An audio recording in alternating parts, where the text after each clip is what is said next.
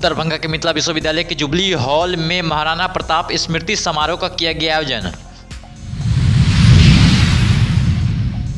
पत्रकार स्वर्गीय रामगोविंद प्रसाद गुप्ता की 29वीं पुण्यतिथि के अवसर पर संगोष्ठी हुई आयोजित।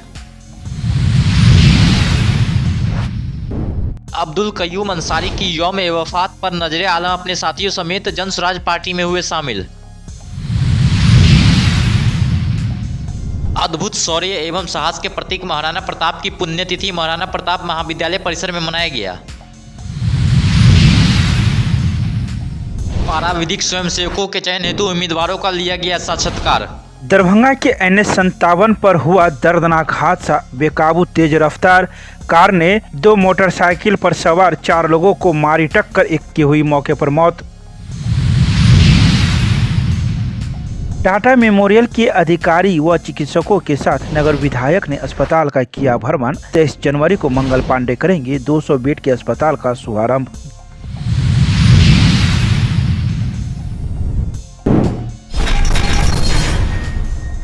दरभंगा के मिथिला विश्वविद्यालय के जुबली हॉल में महाराणा प्रताप स्मृति समारोह का आयोजन किया गया। इस समारोह का आयोजन रविवार को दिन के 1 बजे प्रारंभ किया गया। इसमें कई गणमान्य लोग मंच पर मौजूद थे, जिन्होंने संयुक्त रूप से दीप प्रज्वलित कर कार्यक्रम की शुरुआत की। वहीं इस कार्यक्रम में कई वक्ताओं ने अपने अपने विचार व्यक्त किए। इस बैठक में मैं अपने ओर से आप सबों का हार्दिक अभिनंदन करता हूं, स्वागत करता हूं। बंधुओं, हम सर्वप्रथम यहाँ के उन तमाम संगठन को धन्यवाद देना चाहते हैं जिन्होंने महाराणा प्रताप के पुण्यतिथि को मनाने का काम किया है। महाराणा प्रताप एक ऐसा नाम है जिसके नाम लेने से रोंगटे खड़े हो जाते हैं, जिसका नाम है वीर शिरोमणि महाराणा प्रताप।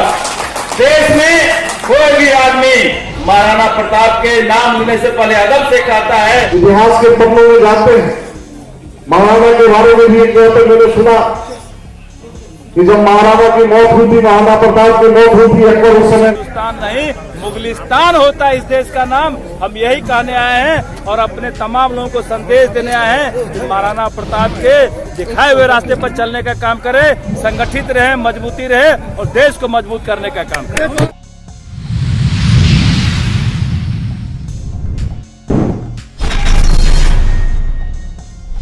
रविवार को ख्याति लब्ध पत्रकार स्वर्गीय रामगोविंद प्रसाद गुप्ता की 29वीं पुण्यतिथि के अवसर पर समकालीन पत्रकारिता की चुनौतियों विषय पर एक संगोष्ठी का आयोजन किया गया। वहीं विशिष्ट अतिथि पत्रकार एवं बेनीपुर के विधायक डॉक्टर विनय कुमार चौधरी ने कहा कि पत्रकारों के लिए लिखना सबसे बड़ी चुनौती है। ईमानदारी से लिखी खबर का आज भी असर दिखता है, साथ ही इससे पत्रकारिता के वजूद की भी रक्षा होती है। एक कालखंड उनका भी रहा और उस समय में लिखना एक बहुत बड़ी चुनौती थी। लेकिन अगर आप सत्य लिखिएगा, आप सत्य लिखिएगा तो आपका कोई बिगाड़ नहीं सकता। यह हम लोग कहने के लिए एक दूसरे पर थोप देते हैं।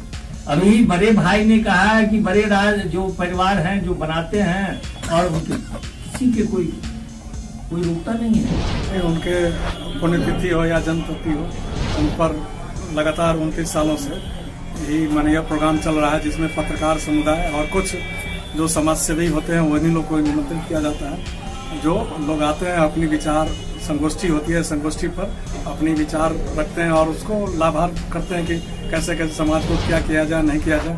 इस पर विशेष चर्चा ही होती है। जैसे इस बार है समकालीन पत्रकारिता की चुनौती, तो इस संबंध में सारे हुए हैं। आज के चीफ गेस्ट में समीर वर्मा है, विनय चौधरी विधायक जी हैं, उसके बाद कृष्ण कुमार जी हैं, सतीश कुमार सिंह वगैरह हैं और बहुत सारे वक्ता हैं जो आए हैं आज अपनी विचार रखे हैं इस मुद्दे पर।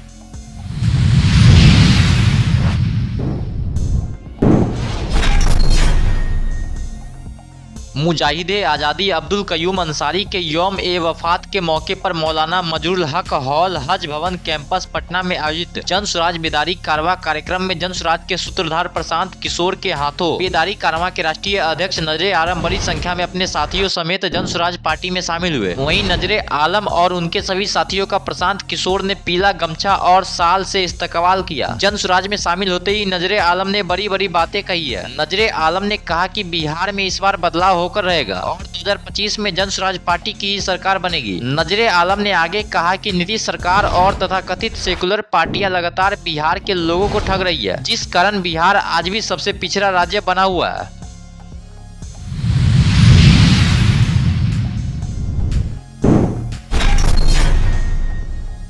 आज भारत के राष्ट्र गौरव स्वाभिमान के प्रतीक वीर सपूत महान योद्धा और अद्भुत शौर्य एवं साहस के प्रतीक महाराणा प्रताप की पुण्यतिथि महाराणा प्रताप महाविद्यालय परिसर में मनाया गया, जिसकी अध्यक्षता कर्नल जितेंद्र प्रसाद सिंह ने की। वहीं कार्यक्रम के मुख्य अतिथि अखिल भारतीय क्षत्रिय महासभा के राष्ट्रीय सचिव डॉक्टर अशोक कुमार सिंह ने संबोधित करते हुए कहा कि महाराणा प्रताप भारतीय इतिहास के कुछ ऐसे लोगों में से एक रहे हैं। त्याग, बलिदान और स्वाभिमान के प्रतीक वीर शिरोमणि महाराणा प्रताप कभी मुगलों के आगे नहीं झुके। उन्होंने अपनी मां से युद्ध कौशल सीखा था। महाराणा प्रताप का हल्दी घाटी का युद्ध बहुत खास माना जाता है। यहाँ उन्होंने अकबर को अपने 20,000 सैनिकों से टक्कर देकर पछाड़ा था, जबकि अकबर का 80,000 सैनिक था। उनका संघर्ष हमेशा से युवाओं को प्रेरणा देता आ रहा है। दुश्मन भी उनकी युद्ध लड़ने की सहेली के मुरीद थे।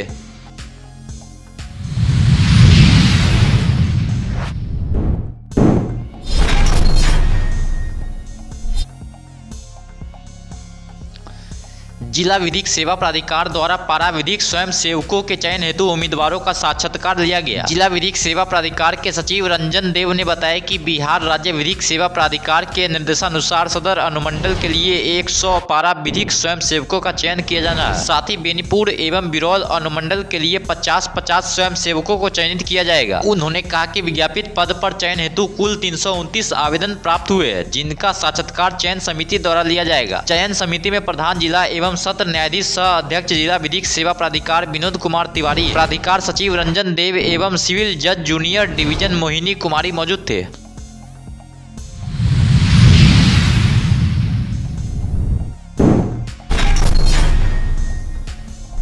शनिवार की मध्यरात्रि विश्वविद्यालय थाना क्षेत्र के दिल्ली मोड़ के पास NH57 पर एक दर्दनाक हादसे की तस्वीर सामने आ रही है।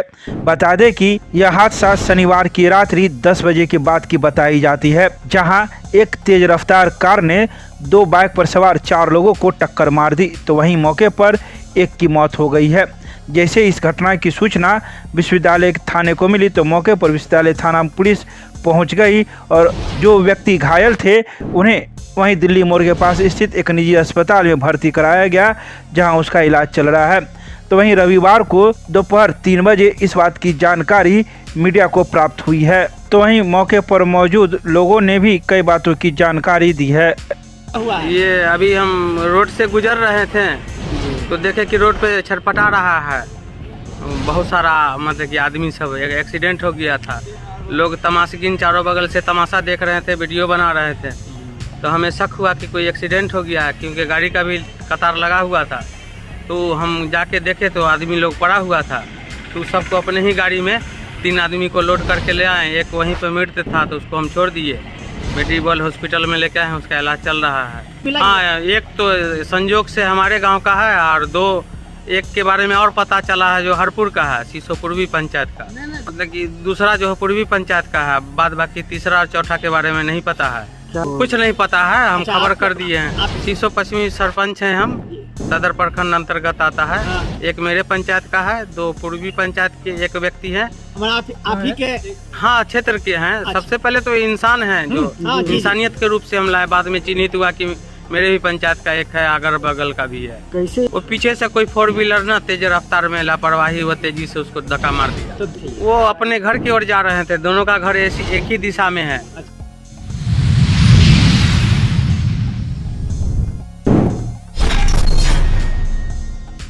दरभंगा के सदर प्रखंड के गंगवारा में 50 करोड़ की राशि से गौशाला की भूमि पर नवनिर्मित 200 बेड के अस्पताल का शुभारंभ 23 जनवरी को बिहार के स्वास्थ्य कृषि सम दरभंगा के प्रभारी मंत्री मंगल पांडे के द्वारा की जाएगी। ये जानकारी भाजपा के वरिष्ठ नेता विधानसभा में सत्तारूढ़ दल के सचेतक सह नगर विधायक संजय सरावगी ने टाटा मेमोरियल के अधिकारी व चिकित्सकों के साथ अस्पताल का भ्रमण के दौरान रविवार को दी है। उन्होंने रविवार की शाम 5 बजे प्रेस रिलीज जारी करते हुए कहा कि दरभंगा निरंतर स्वास्थ्य सेवा के क्षेत्र में आगे बढ़ रहा है। 23 जनवरी को दरभंगा के स्वास्थ्य सेवा में एक और नया आयाम जुड़ जाएगा।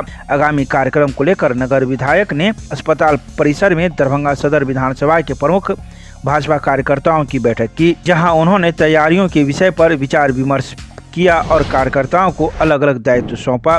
उन्होंने कहा कि 23 जनवरी को अपराह्न 12 बजे कार्यक्रम प्रस्तावित है, इसकी तैयारी में किसी प्रकार की कमी न रह जाए, इस बात का विशेष ध्यान रखा जाए। साथ ही नगर विधायक ने बताया कि उनकी पहल पर ही गंगवारा में अस्पताल का निर्माण हुआ है। वे वर्ष 2010 से ही अस्पताल बनने के प्रयास में लगे हुए थे।